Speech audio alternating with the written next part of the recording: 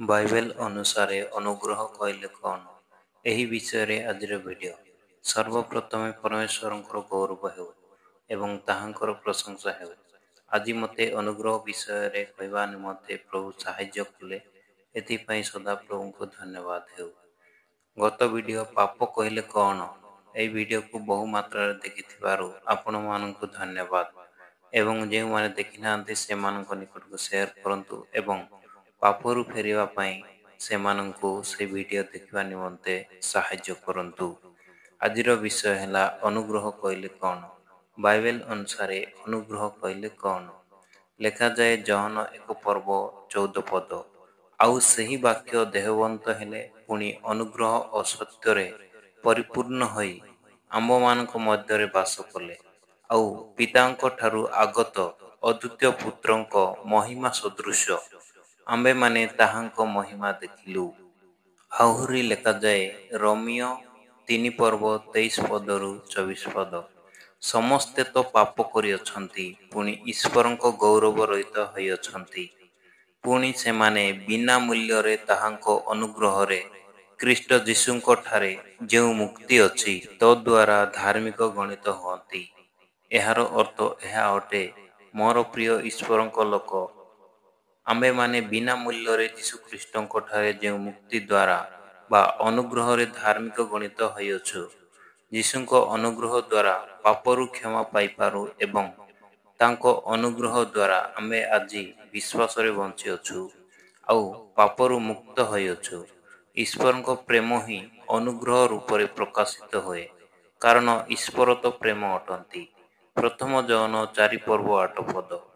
ଯେ ପ୍ରେମ କରେ ନାହିଁ ସେ ଈଶ୍ୱରଙ୍କୁ ଜାଣେ ନାହିଁ, କାରଣ ଈଶ୍ୱର ତ ପ୍ରେମ।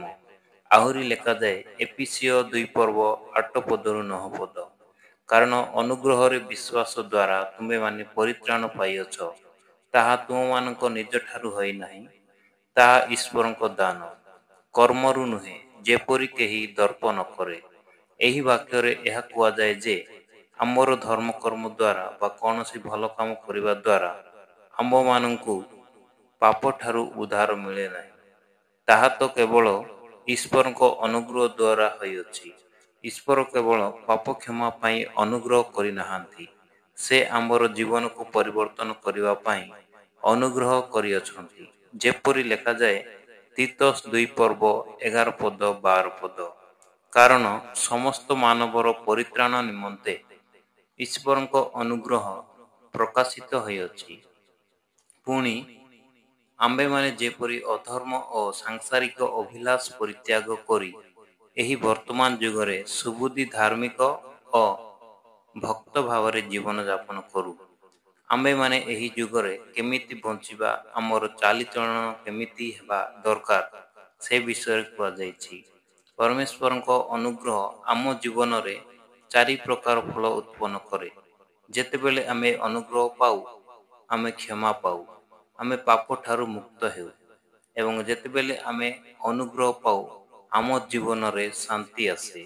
ଆମ୍ଭେ ଯେତେବେଳେ ଅନୁଗ୍ରହ ପାଉ, ଆମ ଜୀବନରେ ନୂଆ ଆଶା ଆସିଥାଏ। ଏବଂ ଚତୁର୍ଥ ବିଷୟ ହେଲା ସାହସ ଓ ବିଶ୍ୱାସ।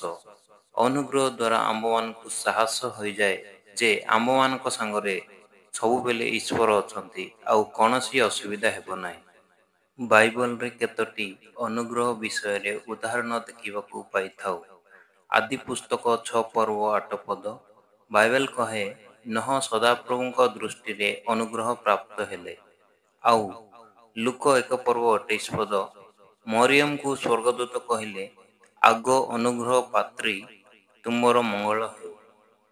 ଆଉ ପ୍ରଥମ କରିନ୍ଥୀୟ 15:10 ପଦରେ ପାଉଲ କହିଲେ, ମୁଁ ଯାହା ପାଇଅଛି ତାହା ଈଶ୍ୱରଙ୍କ ଅନୁଗ୍ରହ ଦ୍ୱାରା ହୋଇଅଛି। ଏହି ଉଦାହରଣ ଦ୍ୱାରା ଆମ୍ଭେ ଏହା ସ୍ପଷ୍ଟ ହେଲୁ ଯେ ଈଶ୍ୱରଙ୍କ ଅନୁଗ୍ରହ କୌଣସି ପରିସ୍ଥିତି ବା ଧର୍ମକର୍ମ ଉପରେ ନିର୍ଭର ନୁହେଁ। ତାହା କେବଳ ଈଶ୍ୱରଙ୍କ ଦୟା ଦ୍ୱାରା ଆମ୍ଭେ ଅନୁଗ୍ରହ ପାଇପାରୁ। ବାଇବେଲ ଆମ୍ଭକୁ ଏହା ଶିକ୍ଷା ଦିଏ, ଏହି ଅନୁଗ୍ରହକୁ ବ୍ୟର୍ଥ ଯିବାକୁ ଦେବା ନାହିଁ।